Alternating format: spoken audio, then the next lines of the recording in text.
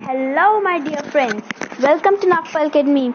And today I am here to discuss distance time graph topic, which was left of our chapter 11, motion and time. And I promised you that we will be doing NCERT solutions too, and we will be doing the NCERT solutions in the next video. So please subscribe to the channel and hit the like button. And I want to tell you that in Nagpal Academy we provide and we ensure that we are giving you quality education. So let's start our class. So our topic is distance time graph. In this topic we are going to study what is speedometer, odometer, some information about distance time graph, uniform and non-uniform motion, definition of non-uniform and uniform motion. So after that our lecture will be ended, and I will be telling you the app also through which I am making this video, and I will giving the link of the app in the description box. So let's start by understanding speedometer. Speedometer क्या होता है? Piece of equipment in the vehicle that tells you how fast you are traveling. एक piece of equipment या कोई भी एक small piece आपके vehicle में जो आपको बताता है कि आप कितनी स्पीड पर जा रहे हो या आप कितनी तेज चला रहे हो, आप कितनी तेज ट्रैवल कर रहे हो. Odometer. Now we are going to discuss odometer, an instrument for measuring the distance travelled by a wheeled vehicle. एक इंस्ट्रूमेंट जो हमें बताता है कि हमने कितना डिस्टेंस ट्रैवल कर लिया है, जैसे 2 kilometres, 50 metres, 500 metres etcetera. So now we are going to gather some information about distance time graph. Distance time graph shows how far an object has traveled in a given time. It is a simple line graph that denotes distance versus time finding on the graph.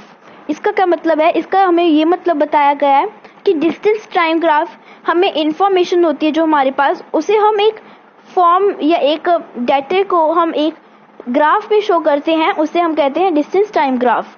और जो distance time graph है उसके लिए best होता है line graph. Line graph पर हम easily से शो कर सकते हैं. मैं आपको एक बार ड्रॉ करके भी दिखाता हूँ line graph. Let it's your graph. This is x axis. let me write it properly. This is x axis and this is y axis. See, you can read the line. Distance is plotted on y axis, time is plotted on x axis. जो x axis है उस पर हम time लिखते हैं, like time 5 minutes, 6 minutes, 7 minutes, etc. And in y axis what we write distance traveled. Line graph की मैं आपको ड्रॉ करके देता हूँ. एक सिंपल है, रफ डायग्राम है. ये एक लाइन ग्राफ है.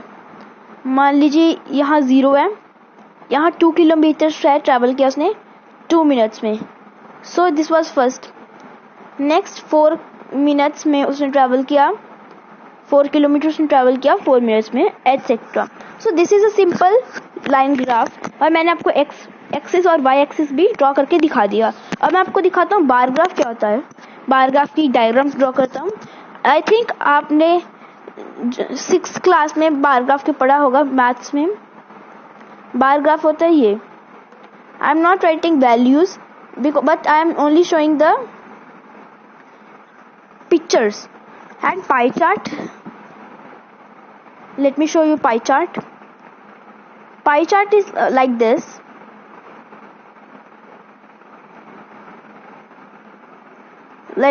This is work done, playing and reading.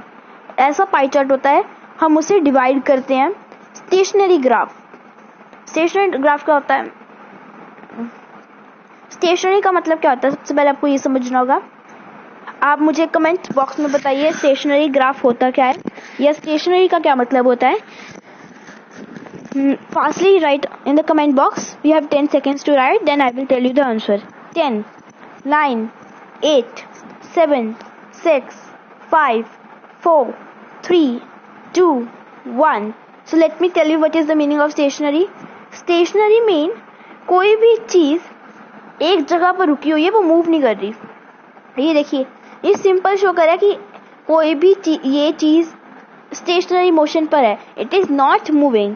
So this is the stationary graph. Now uniform and non-uniform motion.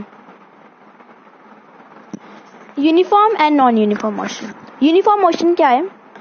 A body is said to be in uniform motion if it travels equal distance in equal intervals of time, no matters how small these time intervals may be.